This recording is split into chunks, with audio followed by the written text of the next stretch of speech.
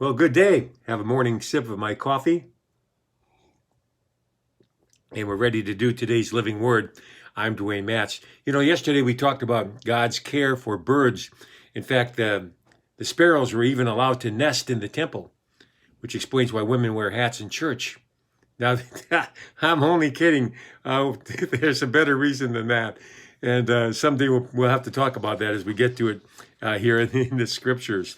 But today, I want to continue talking about birds because we find it again in the book of Job, this time in chapter 39, verse 13.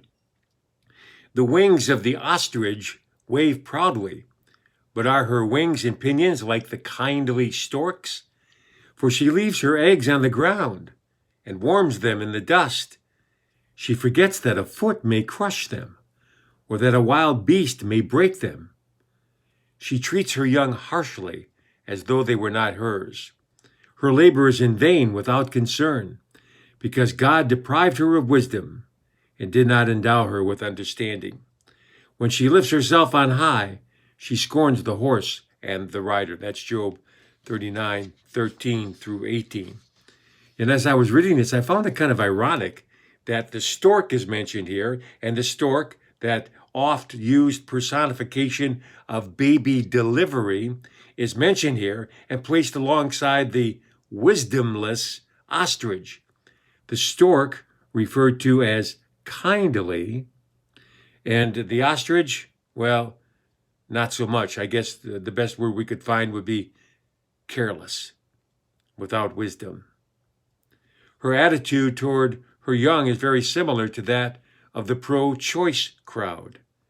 She, quote, treats her young harshly as though they were not hers. In other words, there's a lack of maternal concern. God says that such a person is devoid of wisdom. And by now, we should know where true wisdom is birthed, right? Proverbs 9:10 says, the fear of the Lord is the beginning of wisdom, and the knowledge of the Holy One is understanding.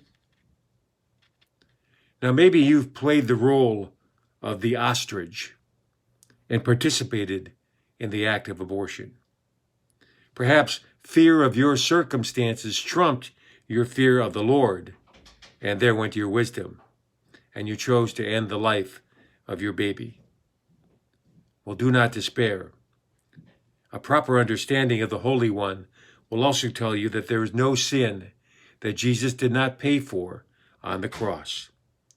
So you don't have to live like an ostrich anymore. No need to stick your head in the sand over your guilt. Confess your sin.